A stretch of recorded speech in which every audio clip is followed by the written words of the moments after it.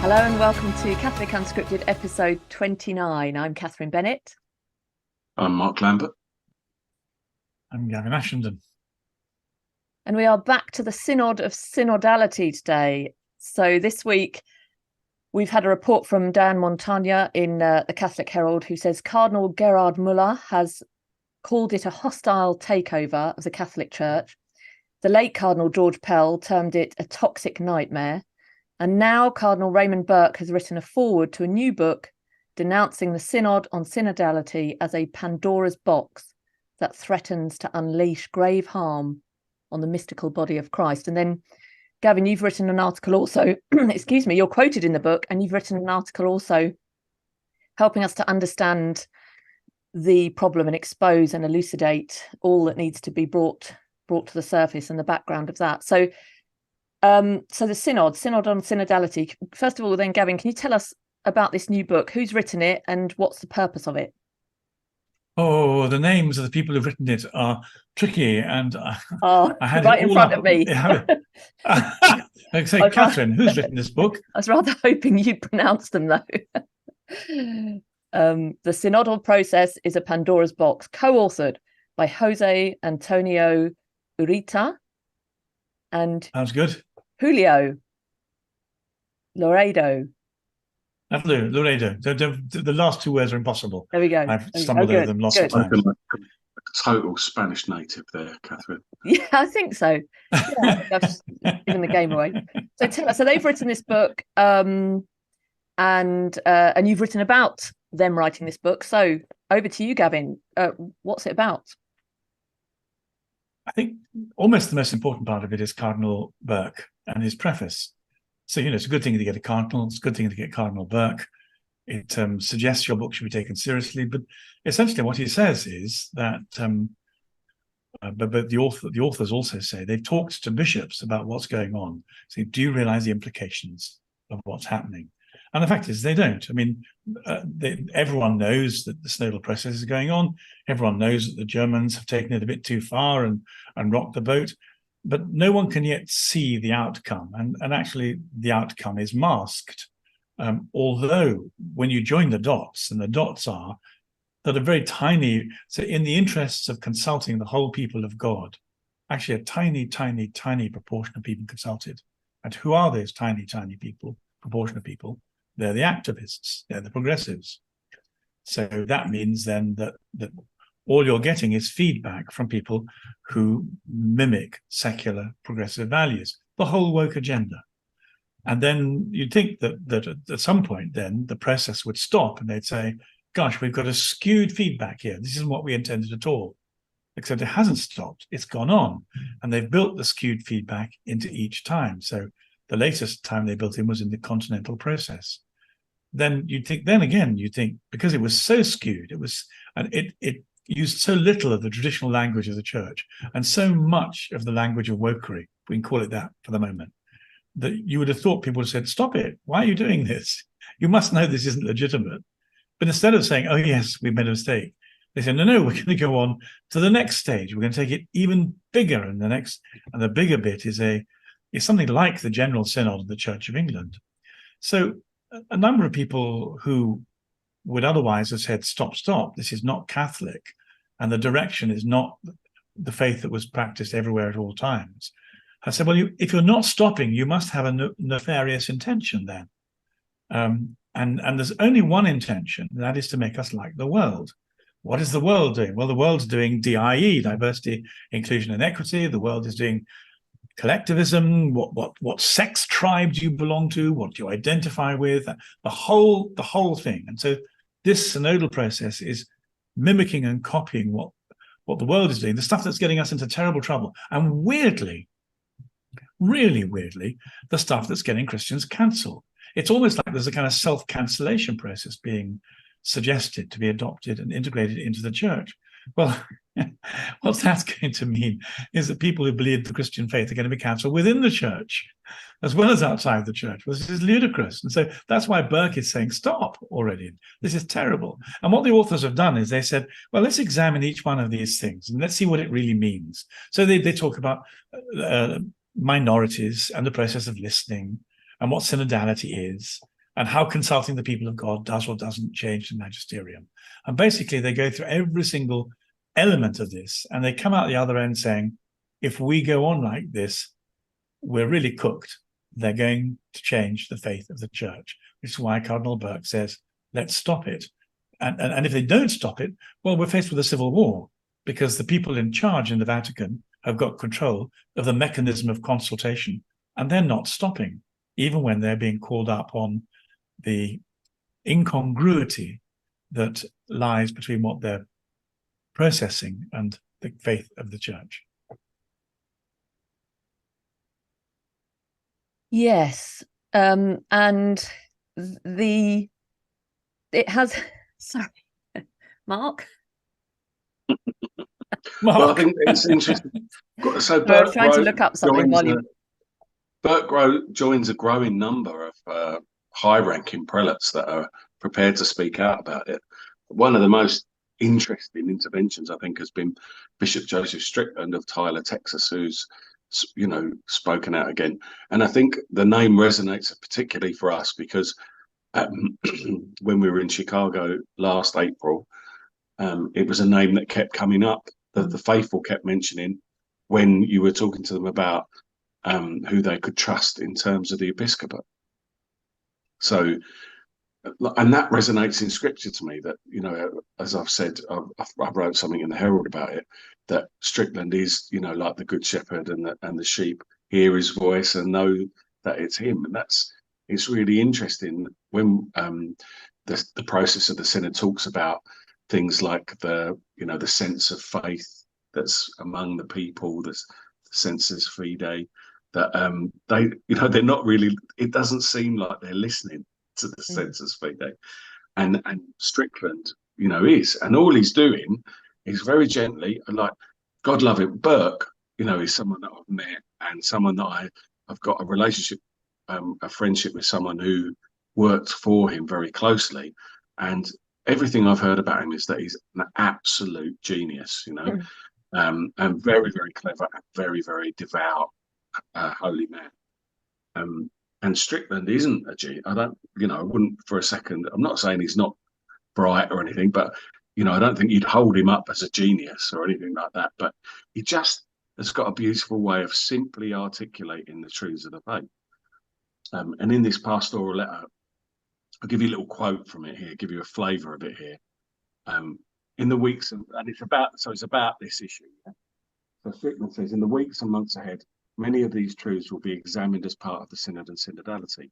We must hold fast to these truths and be wary of any attempts to present an alternative to the gospel of Jesus Christ, or to push for a faith that speaks of dialogue and brotherhood while attempting to remove the fatherhood of God. When we seek to innovate upon that which God in his great mercy has given us, we find ourselves on treacherous ground. The surest footing we can find is to remain firmly on the perennial teachings of the faith. Regrettably, it may be that some will label us as schismatics, those who disagree with the changes being proposed. Be assured, however, that no one who remains firmly upon the plumb line of our faith, of our Catholic faith, is schismatic. We must remain unabashedly and truly Catholic, regardless of what may be brought forth. We must be aware also that this is not leaving the church to stand firm against these proposed changes. As St. Peter said, Lord, to whom shall we go? You have the words of eternal life. Therefore, standing firm does not mean that we are seeking to leave the church. Instead, those who would propose changes to that which cannot be changed seek to commandeer Christ's church. They are indeed the true schismatics. And that very much echoes what Cardinal Muller said, that this is a hostile takeover of the church. And it's interesting that, Strickland is no idiot there. What he's saying is absolutely pertinent, because what you see is Austin Ivory, Mike Lewis, these sort of James Martin, they're all immediately sort of positioning what those faithful prelates are saying as somehow schismatic or challenging Francis. But Pope Francis says that he's a true son of the church. That being the case, this resonates. What Strickland, what Muller, what Burke, what Erdo, there is a growing number of these prelates now, and what they're saying we can recognise that it is grounded in Scripture, it's grounded in tradition, and it is authentic. You know, and what's being proposed by the Synod, we recognise as being wacky and, you know, off kilter and off to base. When you said, you know, like if they go forward with it, then you know, they will undermine that. I just can't see it, because it's like the rock. You know, when I was studying, we were taught that, like, you know, you've got that the faith is like, it's like a map, and you've got the mountains, and you can't change the mountains. That's your dogma. You know, you can't muck about with it. And I think it doesn't matter what this, you know, we forget how fleeting these times are. You know, that people say things and then they're forgotten. And it's a good example of when you look at the writings of Pope Francis and the writings of Pope Benedict. You know, I sincerely believe that in 100 years we will be poring over Pope Benedict's writings and seeing the beauty and power of the truths that he's written about the faith. And I, you know, I wish I did feel the same way about Pope Francis' writings, but they're very temporal.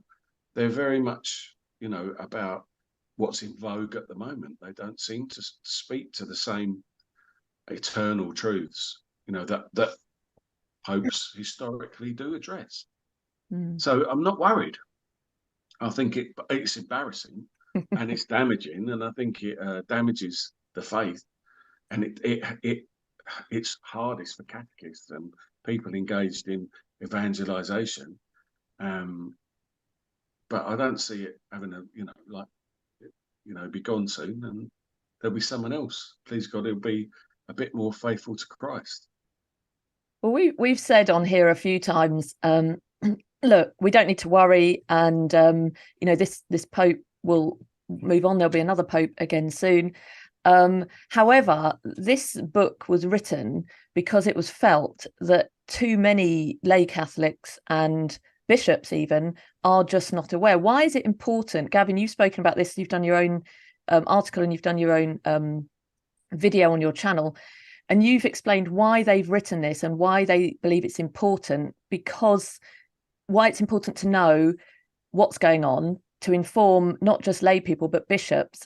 What is the situation, do you think, and as they've explained it, and how is the book laid out? You've talked about how it's laid out in this question and answer format, and why is it done that way? Well, it's done that way so that if you have a question about any part of the process, you can just look it up as one of these 100 questions and answers, and then it's put there extremely simply and very clearly. But I think the reason I disagree with Mark, I mean, I like Mark's approach, and I'd like to be able to take it, but I don't think I can take it for a number of reasons. First of all, a large number of the 1.5 billion Catholics around our world are not catechized. You know, 30% of Americans don't believe in the Mass. A large number of Catholics don't go to church, and the Catholic Church is if I say it's particularly open to the spirit of the age, what I mean is, because there are so many people who are living in a semi-detached position, most of them will have secularized views. But what's going to happen is not that there'll be the past resolutions saying that the Bible and the tradition are wrong. Of course they won't do that. They can't do that. In that sense, Mark's right. What they'll do is they'll build in a different kind of Catholicism.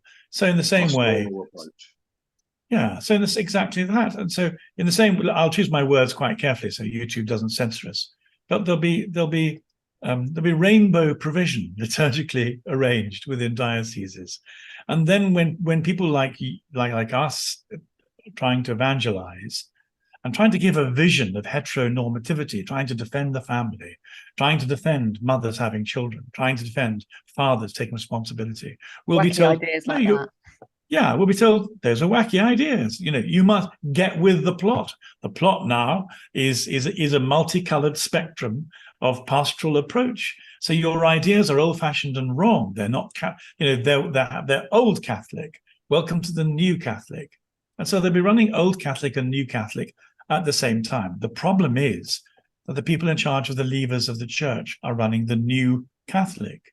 And so when the Pope or the head of the CDF, or what's now the DDF, as it's now called, when a number of senior officials are taking that attitude, it becomes increasingly difficult for people like us to say this is actually a mistake. In fact, people we're arguing with will say, well, those with authority in your church disagree with you, and we thought you subscribed to authority, so you're seriously compromised. And then there's the whole business, I'm afraid, of sexual incontinence amongst the gays in the church. Up until now, we've been able to look to John Paul and to Benedict, who said that a disordered sexuality rules you out of the priesthood.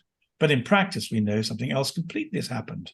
And all the sexual abuses have been based upon love is love. Well, the moment you borrow this ridiculous slogan, which means basically sleep with who you want when you want. How can you hold people to account for sexual incontinence within the church? You can't. So the whole foundation that we're trying to build a Catholic ethic on, in order to challenge the world, in order to renew people, in order to hold ourselves accountable too, it dissolves under the new Catholicism. So the question is, how long will this go on? I think everything depends on how long Pope Francis lives. Now, if he lives, because when he dies, there'll be a conclave, and then everything will depend upon who the cardinals in your conclave elect. If they elect Francis II, we're so cooked. If they elect Benedict XVII, everything's okay. Mark was always right, and we find ourselves back to the moorings of Catholicism as it was. But nobody knows what's going to happen. Cardinal Pell worked very hard at going through, talking to all the various people, because although Pope Francis had made the cardinals, he hasn't looked after them. They're not particularly his men. The question is, will the bishops and the cardinals in the Catholic Church see what the implications are of importing secular ethics into the Catholic Church?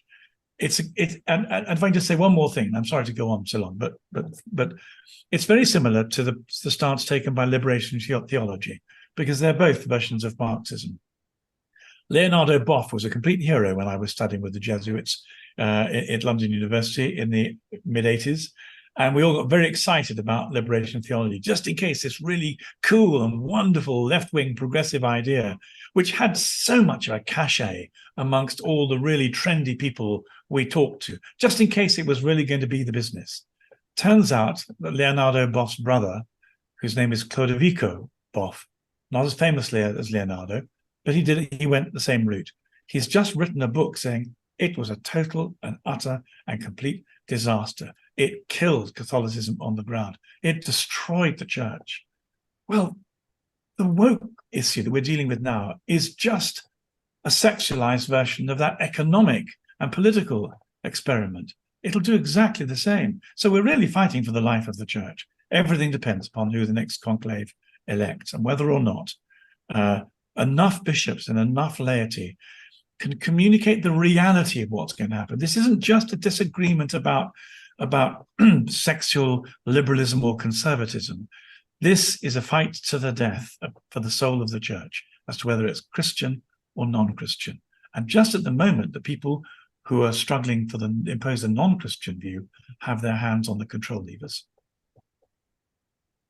Well, I think that is the way it's always been. And so I think your analysis is absolutely right. And I think that this is something that we've seen going on, and I think I've said before, what shocks me is, having read a little bit about what was going on in the church in the 70s and the 80s, how this is exactly the same beast that we see now. Yes. It's almost like that these guys now are 20 years older, and that's all it is. So because of the disaffection between the, like that sort of popular piety or Catholics who aren't fully engaged in their faith and what the church teaches, we've always seen that sort of movement towards secular mores. We've always seen that going on in the church. So you're right, it's going to worsen it.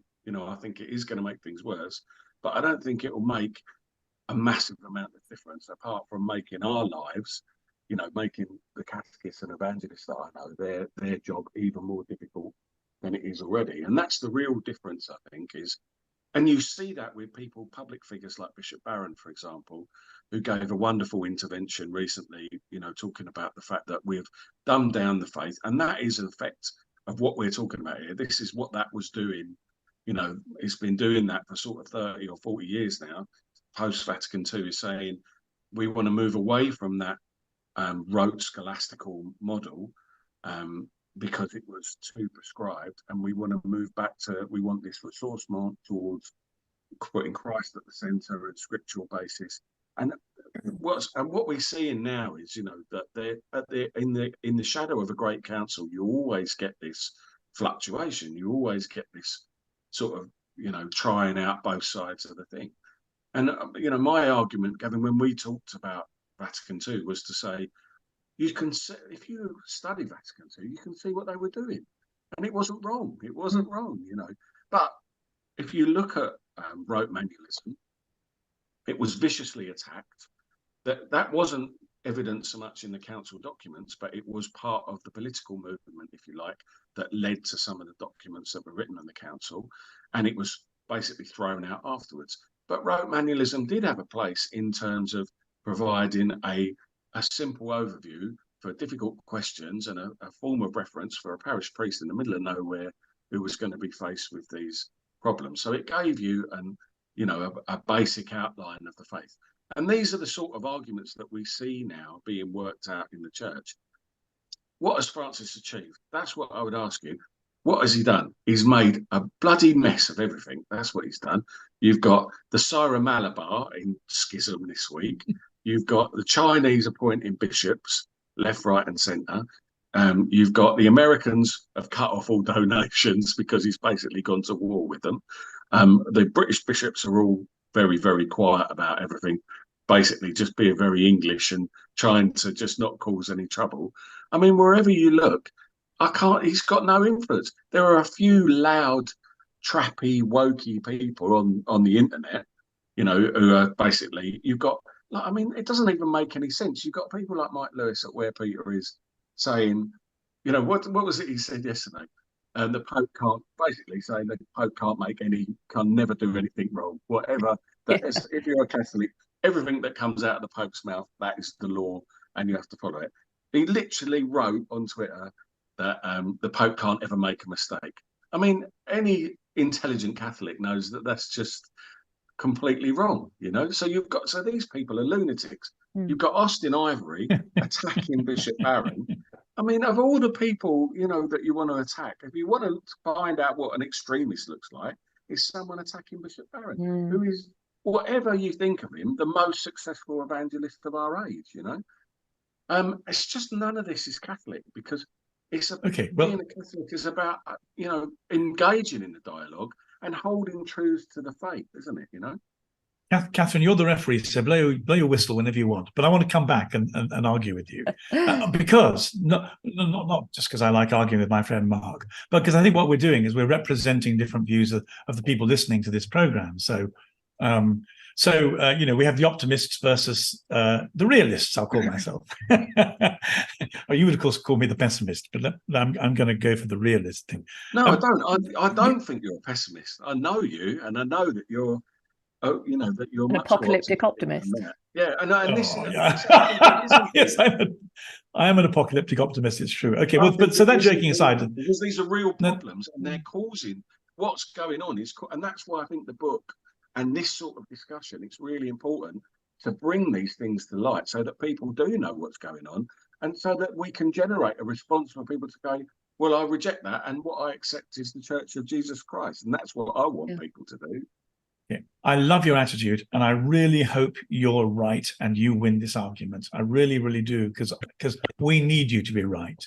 But just in case, you're not right, here are a couple of flies in the ointment in your very attractive argument. And the first is that the Vatican II was actually a dreadful mistake in one sense. The mistake, and they didn't know it, and we've only just discovered it in the last 5 years. And so it set out to do something obviously sensible, which was to have a negotiated dialogue with the spirit of the age. Well, you've got to do that. Of course, you have. That's particularly coming out of the 50s and 60s, and Vatican I. So I've no doubt at all that it was really the right approach to have. However, what nobody knew, what nobody could possibly foretell, was that the spirit of the age was going to turn out to be quite as demonically toxic and clever and weird as it's turned out to be. I mean, if even 15 years ago, if you told me politicians couldn't tell you what a woman was, and that men were forcing their way into teenage girls' swimming rooms because they were identifying, I mean, But you've been locked in your house for 2 years. Yeah, and you'd be locked in. I wouldn't have believed it could have been possible, but it's been more than possible. It's actually happened. And so what the problem with Vatican II is it couldn't help it. It profoundly underestimated what it was dealing with. And what it was dealing with has turned out to be 10 times, 100 times more powerful and more devious and more aggressive than the church fathers who went to that council had any idea of. And the problem is they gave a whole load of hostages to fortune in the interest of doing this dialogue. And part of the difficulty with that is that it's just like Harold at the Battle of Hastings. So the Normans charge up the hill. They can't get the Saxons are completely impregnable, and the Normans then run away. And if the Saxons had just stayed there and made defense their priority, then they'd never have got there. But they ran down the hill chasing the Normans because they thought they would win. We ran down the hill after Vatican II, thinking we could chase down the culture and win it. And then it turned on us, just like the Normans turned on us, and devoured them alive because they'd abandoned their safe defensive position. So in Vatican II, we abandoned the safe defensive position of the church and the magisterium, and we've been eaten alive. Now, the question is, that still, as you rightly say, wouldn't necessarily be an end game, except that we're facing, I think, a form of totalitarianism that so it's not just about the church's own integrity.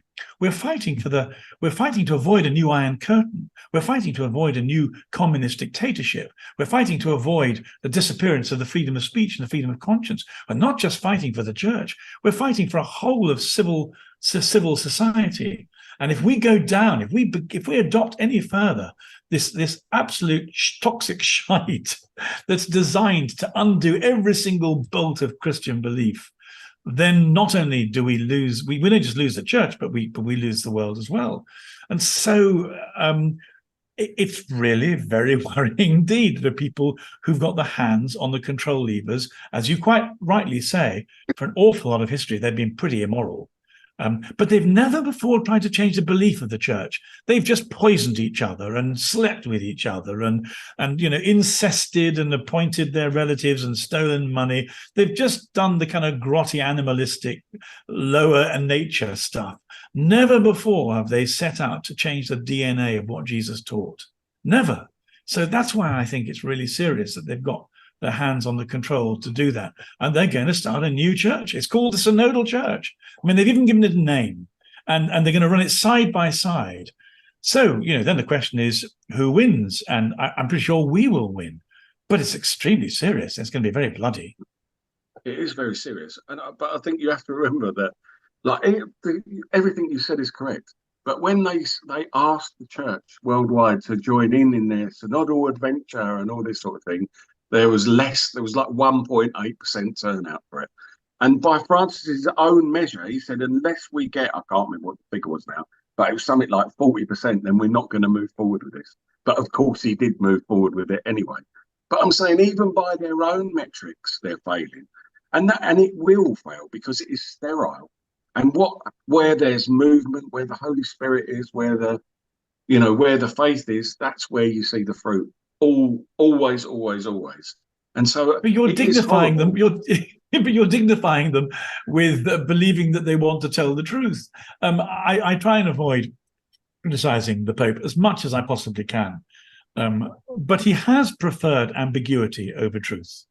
That's what the pontificate, as a matter of fact, not as a matter of attitude or judgment, has been one where ambiguity has been the rule of the day. So I'm afraid if the Pope says ambiguously, we have to have 40% or it doesn't work, but then ambiguously changes his mind and says, I'm going to go with 1%, we can't pretend it's that he's he's making a mistake, or it's simply that he hasn't been straightforward with us. They're never straightforward with us. They know perfectly well what the game plan is. And the virtue of this book is that it's written by authors who also know what the game plan is.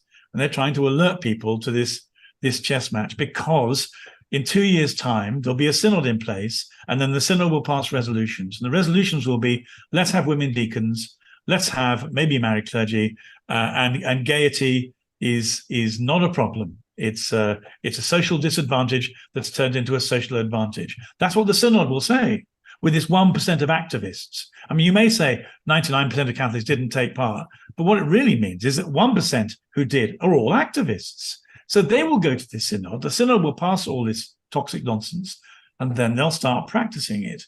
And what they're hoping is that the rest of the church will just not notice or not care. And they'll run two churches side by side. One, a bit like the Chinese state communist church, one where the state has control of it. And instead of the 10 Commandments, you get the political stuff on the wall, and one underground. And we're due to go underground. But we've surely got that already, haven't we? We've got Germany are literally doing that now, and the Pope has not passed any sanction against them. We've literally had that go on in India, where the Pope has, said, "Oh, if you don't do this, you'll be schismatic," and then there's been no sanction passed on them. The authority in Rome just seems to have completely dissipated, and that is, it seems to me, directly as a result of the fact that they've stopped teaching authentic doctrine. And that's why you've got all these situations where, religious orders and different bishops and everything are saying, "Oh, well, like if you're talking rubbish, we're not going to pay any attention to you." The faith is going to be where it always was with I think it's worse than that. People. I don't think it's that authority hasn't been used. Ambiguity has set in, but under the ambiguity, they've started destroying the people who are the most faithful. They've destroyed the contemplative nuns. They've destroyed the Latin Mass. It's not like they're just going, "Oh, we're not quite sure what our values are." That's the overt narrative. Don't worry about us. We don't know if we're coming or going, except that we're going to destroy all the faithful communities when you're not looking. Exactly. They know what they're against anyway. They know well, and they're trying not to tell us what they're for. So, I mean, I think you and I are. I think we're agreed, really. I'm trying with Burke and the authors of this book to ring the alarm bells, not because, as Catherine said, I'm an apocalyptic optimist, but because, well, first of all, I've seen a church destroyed under my feet in the Church of England. I couldn't believe it. Spent 20 years watching and praying and thinking, trying to work my way through the ambiguity. And only at the very, very end did I actually say, "Okay, I see what you're doing." But it was much, much too late to persuade people by then. And I'm kind of afraid the same thing might happen in the Catholic Church. And that's why I think this book is so important, because before the end, we have people lining up saying, this is what they're doing, this is why they're doing it. Now, laity, bishops, kick up a fuss. And I think that's our job. Definitely. I'm totally on side with that. The only other thing that I'd say is the other glimmer of light for us is the fact that we keep drawing attention, and you wrote an article in the Herald about it, Gavin, about that the culture seems to be increasingly attracted or reasoning its way to Christian ideas or Catholic ideas. And so you'd think that this would be the time when the church needs to speak to the culture and encourage and reinforce that direction of travel. But instead, we've got this extraordinary position where they're so timid, and well, probably because they don't really know, they don't know the faith themselves. That's the real tragedy for me. This is where Catherine should come in and talk to us about Mary Harrington, and because one of the really extraordinary things that's happened is that people like Mary Harrington and that marvelous lady who's just written, Louise Perry, they're coming round to the point of view that Catherine has been espousing now for a long time. Catherine's been kicking feminism for its stupidity for a long time as a faithful Catholic woman. And lo and behold, in the gap that she's creating and helping to create, these clever, articulate, agnostic people are coming. And I think one of the things that's got to happen is that people like Catherine we're hoping that the views of clever, faithful women who've seen through the danger of feminism can create a bridge for people like Mary Harrington and Louise Perry to walk over. Can you do it, Catherine? Well, I'll try. But first of all, it's interesting listening to both of you discussing this, and I think you're both concluding the same thing. You think that this book should be read. You think that we need to know what's going on.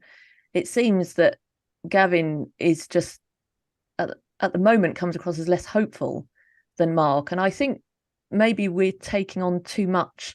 There's yes, Fulton Sheen, and it will fall to the laity, but you've seen the Church of England destroyed and fear that the same will happen, but it's not the Church of England. It's oh no, I don't fear. No, I agree with you.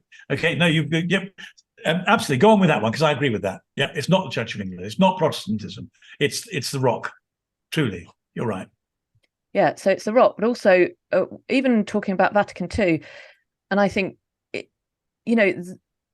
Church can speak to the culture. The Church needs to speak to the culture, and maybe so it's difficult. It depends which way you look at it. I can understand what you're saying, and you say, look, the people, during Vatican II, we didn't know where we'd get in the culture.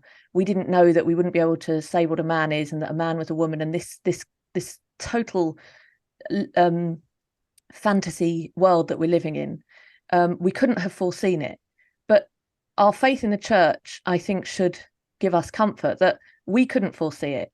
But there are good fruits from the Second Vatican Council that because of it will help us to address it. So we could look at it one of two ways and say, because of this, look at the terrible state of the culture. Or we can say, look at the terrible state of the culture. Thanks to the good fruit of Vatican II, we're in a position where we can speak to the culture and, have flung open the windows, or whatever Pope John the 23rd said, and that we're able to access. It's a bit like St. John Paul II, who introduced the luminous mysteries and the Rosary. The joyful, sorrowful, and glorious, and now the luminous. Well, who would have known that actually praying the mystery of the wedding at Cana would be so massively important in our culture today? And so I think, for me, I agree with both of you, and I think ultimately you're saying the same thing, but that we can have faith in the fact that as the Church moves in ways, our Holy Mother moves in ways that we don't know at the time, that we trust that while humans will always take from it and twist it, and maybe the spirit of Vatican II has been twisted to cause problems and create problems, but it's also there's so much good fruit that's come from it that can help us to speak to the culture and to help to solve the problems. So I think we're saying the same thing, and to remain hopeful, and to take what we can to help bring hope. I like what you said, particularly because I think that one of the things I haven't given credit to, which you imply, is that because of the trouble we're in, we know more than we used to. I mean, I know much more about the Christian faith as well as the Catholic faith now in this decade than I did, even being quite a well-educated, aspiring theologian 30 years ago. I can explain the consequences of not believing in our time in a much clearer way. And I think one of the things we're trying to do is not only to say to Catholics, believe, can keep the faith, but also evangelize the people around you by being able to explain what happens if you don't believe the faith, because the alternatives are the madness that we're surrounded by. I think that we as a trio of unscripted people are doing several things. We're doing the Fulton Sheen. The laity is saying things that the bishops can't. We're trying to encourage our friends to keep on holding the faith. But it's not just a conservative versus progressives anymore, as I think up until a couple of years ago it might have been thought to be. Instead, we're saying, a bit like doing a maths O-level paper, here's my workings. This is why the position we take is a powerful one and the necessary one. I don't think in 4 or 5 years ago I would have been able to explain the why as clearly as I think all three of us can do now today. Yeah, I agree. I think that one of the best things that Pope Francis' pontificate has done that's been a real interesting thing for me is it's brought all the scum to the surface. Yeah. Like you could all of you like because it shone a light on all the people who are supporting all the dodgy ideas. They all of a sudden they feel empowered to speak out in a really vocal way, and so it's allowed us to say, to like we've joined the dots with McCarrick, for example. That was something that's only been brought to light because Pope Francis rehabilitated him after Pope Benedict had sanctioned him. And then we've been able to draw the connections. Who did he support? Who did he, Supich, Dolan, all these people, we've been able to figure out what's been going on with Whirl and all that sort of thing. So I think that it's interesting. The way it's always, I always feel like it's Job, and we don't know what God's got going on. But look at we look at the fruit of our working together, and the wonderful opportunities and people that we meet, and the graces that have flown just through that, and that's all because of in some way it's all through God's great providence. So I suppose I've just been I kind of at the beginning of this pontificate I was devastated because I was such a Benedict fan, and I'd studied formally, and I put a lot of what's the word, I'm committed, really committed in a big way to being a Catholic, and this in lots of ways has brought me back down to the grassroots level of what it actually means to be a Christian, what it means to believe this, and those things won't change and won't pass away. So I'm not as concerned about the wrangling and the politics, but that's not to say that I'm not completely in cahoots with what you're saying, Gavin, in terms of let's ring the alarm bells and let's expose, in theological terms, as much as anything else, I feel like we've got a duty. If you don't speak out against error, then you're complicit with it in some way. So we, totally, let's, and that's why I totally support, I'm really, really happy that Burke and Strickland and Muller and Erdo and all, we got all these people, Cardinal Zen, are prepared to speak out and say what a horrible debacle Cardinal Pell, God, what a great loss he is. But I loved his prose. That this was all a toxic nightmare. I thought it was just typical, and he put it so well. But to see these guys from the beginning, this, like I'm sure I've said it in other episodes, that we've seen this cycle with the Amazonian Synod and the Synod and the Family. All of Francis' synods have been the same. He gets a load of heretics involved, and gets them to spout all this stuff, Pachamama in the Vatican Gardens, and you name it, and then it all just fizzles away into nothing. Now, that's not to say that it doesn't present a danger, and the danger really is to souls. That's what really concerns me, is that people are being seduced by this and led astray, as you rightly said. So let's get on and have the fight. Yeah, you're quite right. Yeah, it makes the catechist's life harder, and what you have to assume then is that the catechist actually wants to teach the faith, faithful and orthodox, because if they don't, then that's the worry, is actually it's just so easy. It's like you were saying, I grew up in the 70s and 80s, and when I studied theology, I was presented with liberation theology, and this is just what you're presented with. So if your catechists are led astray, then that's going to have an impact. So it is definitely important. So I think the message is, after all that, read the book, be aware, don't lose hope, and it's the rock. The gates of hell shall not prevail. Gavin, have you just done a video? Have you just uploaded it to Facebook? I have. I was just thinking, as Kath, I wish I'd heard Catherine. I wish I'd done the video after listening to Catherine, because I looked at the video and thought, good grief, you look gloomy. Why would anyone want to watch this man being gloomy? And Catherine's right. We mustn't, I fell into the trap of being gloomy. And I think, what you both bring to this is we have to do this with a certain amount of vivacity and joy in the spirit. And not give way to gloom. So what I do normally is if I think I've written something decent for the Herald, then I turn it into what I call Anglican scripted. I then change it and add to it. So the copyright lawyers won't get cross with you. I don't think it is Anglican scripted. No. What did I say? Yeah. No, that's Ashton Unscripted. Sorry. Ashton, there you go. Come on. There we are. We're here for you, Gavin. Thank you. My goodness me, how I need you both. So I changed it to Ashton Unscripted, but then I add bits to it. So stuff I had to leave out of the original thing, because our editors, as you know, are hard taskmasters who will only write 1,000 words, and I usually come in at about 1,600. So I've always got 600 extra words I want to put in. Although when it comes, of course, to doing a video presentation, you want to change some of the language, and also having written it, you think, I could have said that better. So Ashton Unscripted is kind of some of the Catholic Herald stuff put into the spoken person. But I'm sorry about the gloom. I should have done it after talking to you two.